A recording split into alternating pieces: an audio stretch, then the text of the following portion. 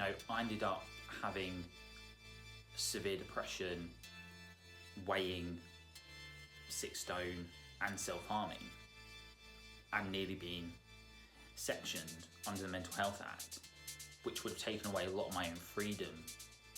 So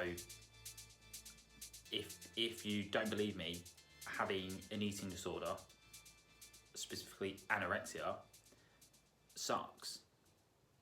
Hi everyone, welcome back to the channel. I'm standing up today because I wanted something a bit different, and I'm no longer in gym gear, which is a plus because it's not often I get out of, gym tops, shorts, etc. Especially during lockdown. I'm pretty much spending all of my time in pajama bottoms and a gym top, which is just so lazy. It really is, and I hope I'm not the only one.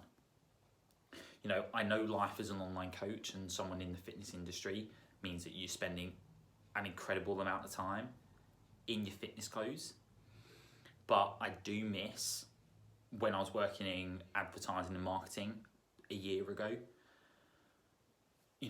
getting in some decent gear every single day and having your gym gear as, a once a day thing as opposed to an 8-hour, uniform.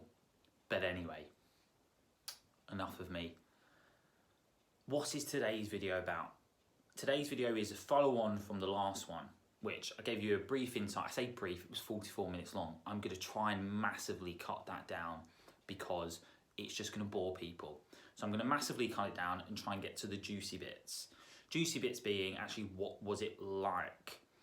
How bad did things get? And again, I'm going to try and be as specific, honest and transparent as I possibly can, whilst not giving away too much. So again, I will put it down in the description. Please be careful. There could well be triggers in this video. So watch with care and please do turn off. Not going to be offended. Please do stop watching if it does become too much.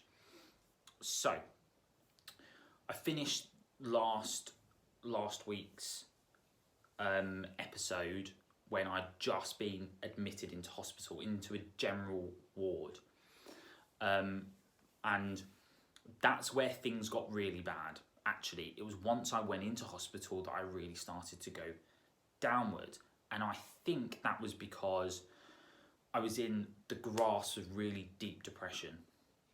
I was as low as probably you can get without wanting to end your life. I was not quite there, but not far off, because I was genuinely having thoughts of what's the point in carrying on? I'm never going to get out of this. I'm feeling worse and worse each day. I kind of just want to give in. It will be to everyone's benefit and relief if I just wasn't here. And that genuinely was the mindset that I had, was that I am a burden, and that stemmed from a sense of I am not good enough.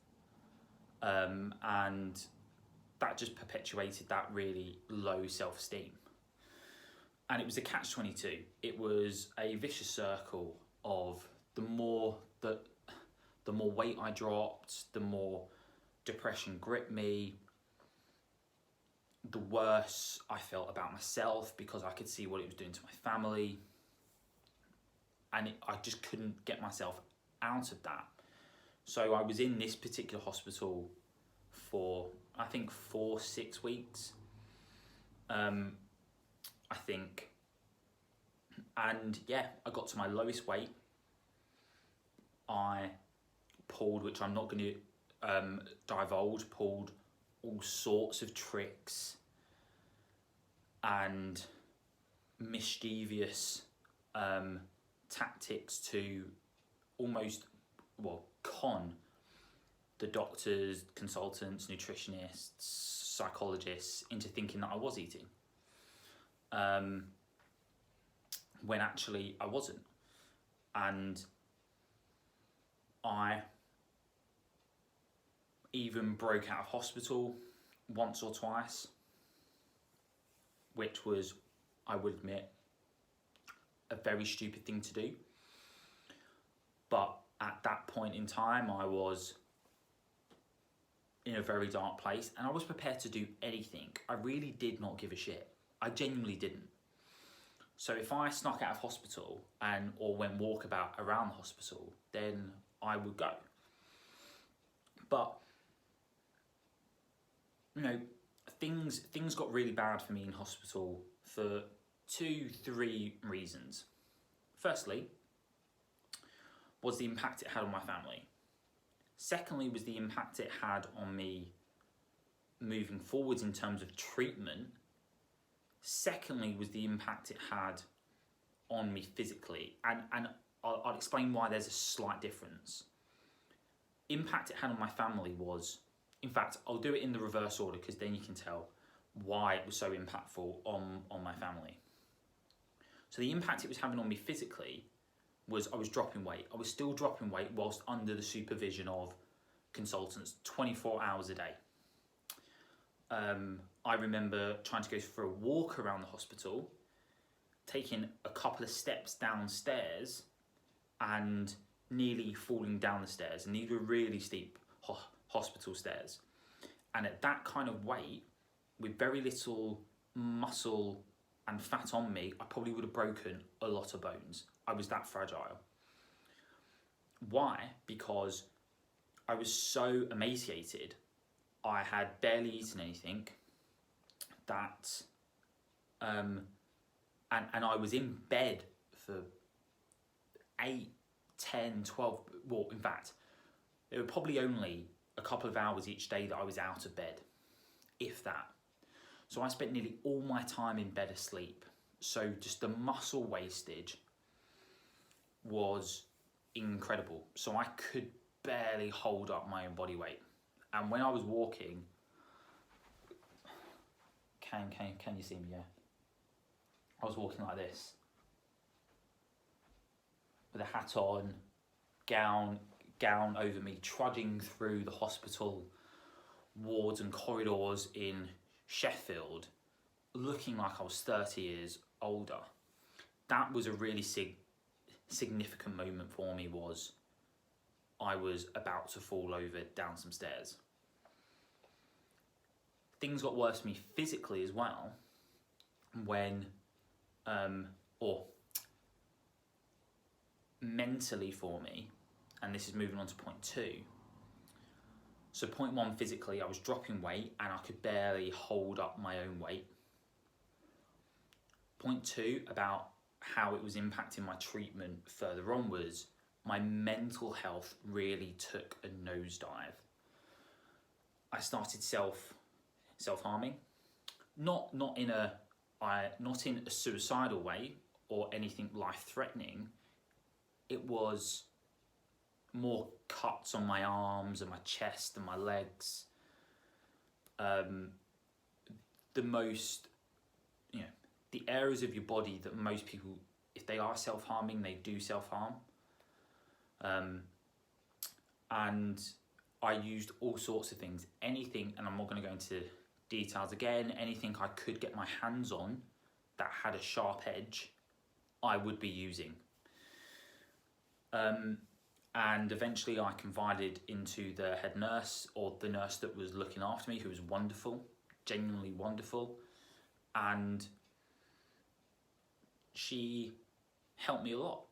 I remember her sitting on the side of my bed, just asking me what's going on, am I hiding anything? And I ended up, I think, if I remember correctly, just pulling up sleeves to my arms and showing her my legs. And as you can imagine, everything in my room that they thought would be a risk or a enabling tool for me was removed. And my curtains had to be open at all times. So mentally, I was going into a really dark place. and I will go into more detail in another video, but why was I doing it? And no, it wasn't a cry out for help, because I was in a situation where I really didn't give a shit about other people, and that was, you know, the eating disorder side of me didn't care. I wasn't doing it to get attention, because I had all of the attention, and really I just wanted to be left alone. The reason why I did it was because I wanted to feel something physically. I was getting to a point where physically I was pretty much numb. You know, I was lying in bed all day, you know, metaphorically, but also literally. You know, I wasn't moving much, so I wasn't feeling much. All of the pain, the agony, and the feelings that I had were all inside my head. It was a mental battle. It was mental torture. It was a war going on. And the way that I described it to my dad at the time was, this is a biblical scale war going on inside my head of good and bad. Eating disorder, Matt. Rational, objective, Matt. Eating disorder, Matt was winning that battle. There was still rational, objective Matt in there, but he would only come out a few times a day, where he would start feeling guilty. He'd start recognizing that he needed to make change. He would have coherent conversations and make coherent, healthy decisions that were in his best interests. But I just wanted to feel something. Like, honestly, me self-harming was a way for me to feel a rush, to feel something physical, not something intangible, not something in my head that I couldn't grasp onto, that I couldn't see. I could see the weight, I could see the effects of it on my body in terms of weight loss and what I looked like in the mirror. But that was about it. It wasn't a rash, it wasn't a broken bone, it wasn't cancer. You couldn't see the, you know, what was going on inside my body and go, that is the enemy. It was intangible. So I did something that allowed me to feel. And kind of that, coupled with the constantly not eating and dropping weight, led to me nearly getting sectioned. I remember having conversations with my doctors, and they pretty much said to me, right, we've got, I can't remember correctly, and it might have changed or I might get this completely wrong, but I think you had to have 2 to 3 signatures by doctors or consultants and another nurse to put someone under the Mental Health Act, which would have taken the choice away from me to feed myself. They would have had the power to force a tube up my nose, to feed me in some way that was against my wishes at that point. So I remember having that conversation and ringing my dad and just going, Dad, they're about to section me. I don't know what to do. You know, I don't want it. So my dad drove from London to Sheffield, which is about a 2.5, 3 hour journey. That afternoon, left everything, drove up, and we managed to prevent that from happening, because it would have had as I later found out, would have had a massive impact on the rest of my life, both in the short term, or as well as in the short term. So that was a big worry for me mentally, was people are now thinking that I can't make decisions in my own interest. The impact it was having on my family was quite profound, as you could imagine. You know, I've never seen my dad cry, and my dad later told me that he walked out of the ward one day when I said to him, the Matt that you knew is gone, is dead. This was the eating disorder side of me speaking. That he just burst out crying to a nurse, and finally, through that desperation, they stopped treating me physically, which they saw as a physical problem, and started to help me mentally. And this hospital was not entirely equipped, and that's not their fault. They weren't equipped to deal with a eating disorder patient. So they moved, so eventually, through very gritted teeth, and I didn't want to go, I was moved to a specialist eating disorder hospital further to home. It was part of a wider hospital, but it had a specialist eating disorder unit in a completely separate building. There were about 15 of us in there, and I was one, I think 15, about 12 to 15. I was one of two boys in there. One of two boys. And I was the one with anorexia. He had a different eating disorder. And this might sound like an exaggeration, but it was tantamount to prison. At that point in my life, the way that I saw it, it was a prison. And I'll tell you why. One, because I didn't want to go. I was pretty much forced to go. I had to stay there 7 days a week. It was an inpatient treatment centre. So I had to stay there 7 days a week, 24 hours a day for 2 to 3 months. Like full time. The treatment was intensive.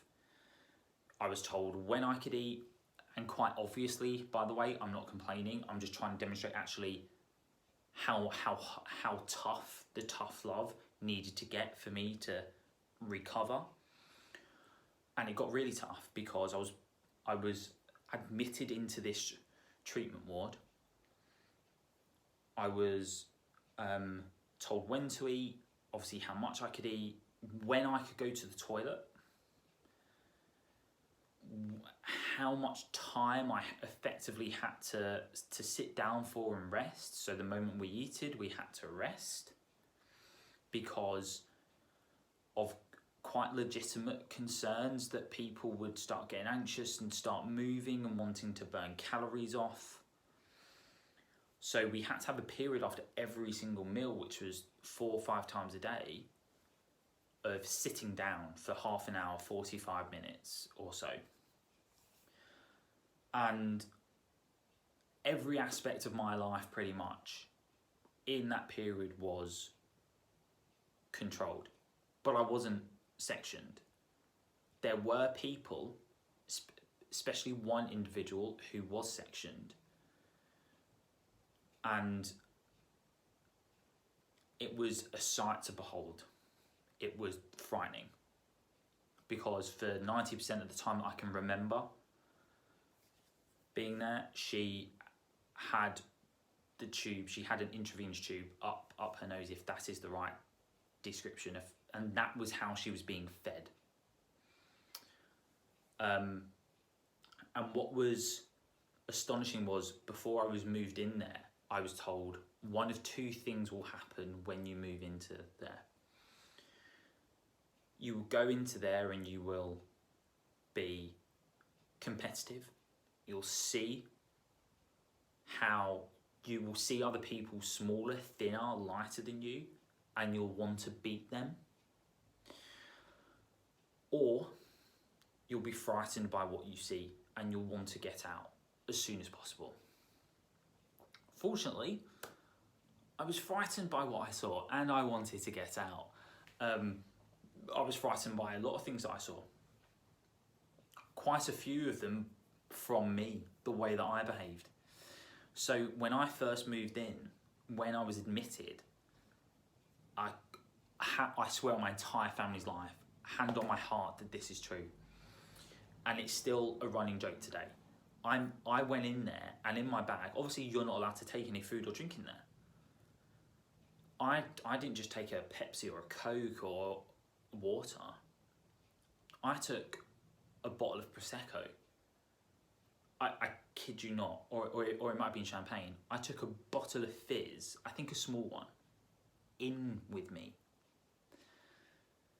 Clearly you're not allowed that. I then also took a punnet of grapes, and the punnet of grapes is significant, and I'll tell you why, maybe in this video or another one about food fear and food freedom. But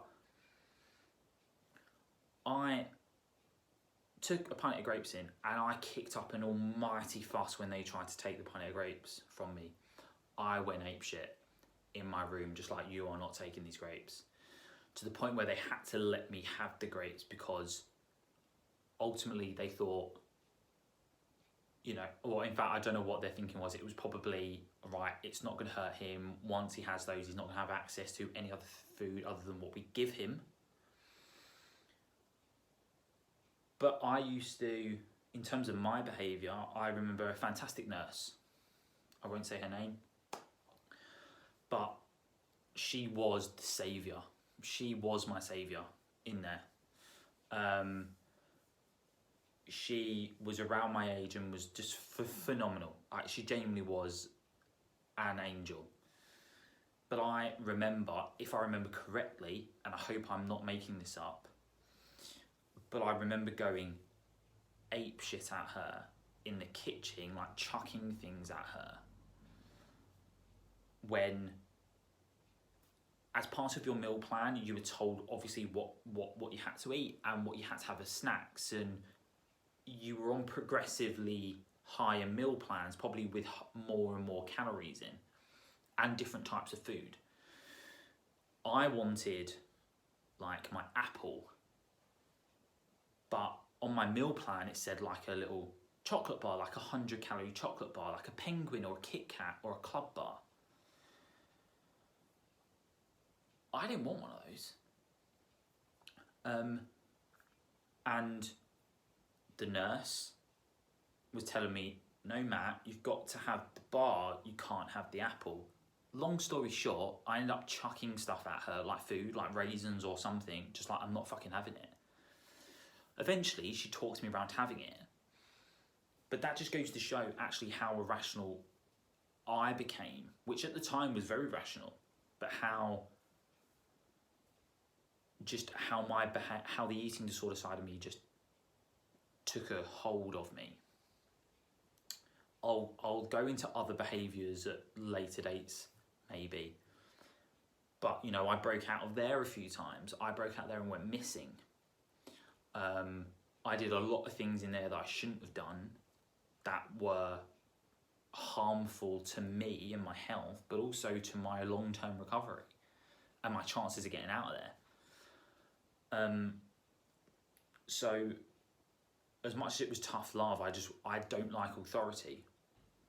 And it was difficult for me to accept that I couldn't leave if I didn't have permission to leave. Everything was locked. And yeah, that was, again, I'll probably do another video about what life is like in an eating disorder world, but let's just say it's genuinely frightening, and people that I was in there with did die. The girls that I became really close to ended up dying because of it, because the illness gripped them so much. But still others have come out of that. They've struggled, they've relapsed, they found recovery harder than I have, but their lives are getting back on track. So as much as it was a terrifying place, it was a necessary place for me to go. And that's how low things got for me, was essentially, it was taken out of my hands. You know, my choice, to a certain extent, was not my own. My free will was not my own. People were having to make decisions for me and about me to make sure that I was safe. And that kind of had a lasting impact on me, because, you know, every aspect of my life in there was exposed. Everything. I was constantly being watched. I was told what I could and I couldn't do, when I had to go to sleep, when I had to wake up. When I went to the toilet, someone invariably had to stand outside that toilet to make sure we weren't doing anything that we shouldn't be doing.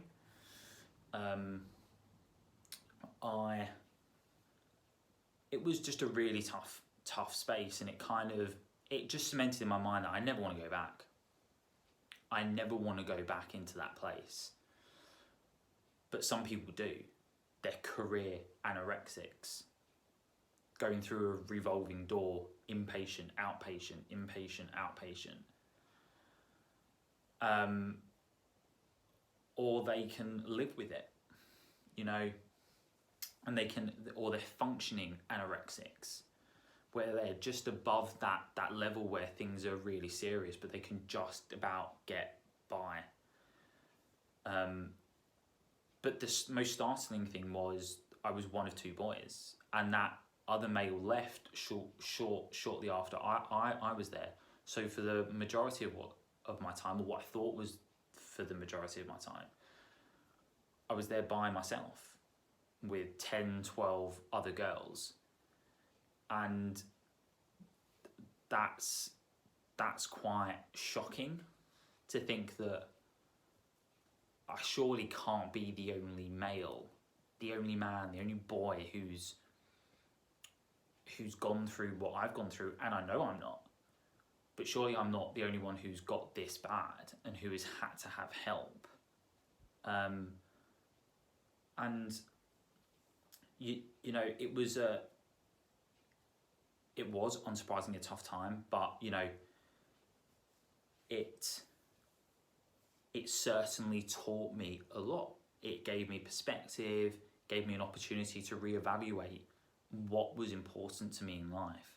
And I'll go on to that in other videos, but quickly it was, I want a life, I want to live, I want to get back to my family, and it was my support network that got me through that. And by support network, I also mean the staff in the hospital, as well as my family. You know, just if you take anything from this video, just understand that yes, you can recover from it, you can get past it, but it does take time. I'm nearly 30, this was in my early 20s, when I was 21, 22. So whatever you do, don't think that everything is okay when it might not be. Because you don't want to get to a position where I was, where things got so bad that you had to take a leave of absence from uni, decisions were taken out of your control about your physical and your mental health. You fell into deep depression, you started self-harming, you weren't very kind to other people who were trying to help you, and you were an emotional wreck. The amount of times I bawled myself crying, saying I can't do this, and I'm genuinely frightened, as in I'm genuinely frightened to eat food. I have done that so many times in front of my dad, crying my eyes out as a 22, 23-year-old man. So this is 7-8 years ago for me. So it's not a massive, you know, it's not a long time ago. But I'm sitting in front of my dad saying I'm genuinely frightened to eat this chicken. And I'm only going to eat clean food, such as grapes, or pretty much grapes was the only food that I would eat. So a bit of a ramble at the end of that, but I wanted to give you an insight of actually how bad things got, to demonstrate that it is a really serious and dangerous illness, and people do die, and people do get to a point where they are suicidal. So they either die through the illness, their body's packing up, or their depression becomes so bad that they just want to give up. So if you have got to the end of this video, and I hope some people do, there are links down below in the description, as with all of my videos, I think, to helpful websites, particularly here in the UK, that can help you if you are suffering with an eating disorder or a mental health issue such as depression, or you know someone. You know, there are links and resources available on those websites that can massively help. So until next time, and as always, please like, subscribe and comment. If you do have any questions, please ask, drop them in the comment box. There are other videos on my channel that are less serious, more that are going to help you with your nutrition, your training, your lifestyle habits, and your mindset, that are much more fun and not so down. But until then, have a fab day.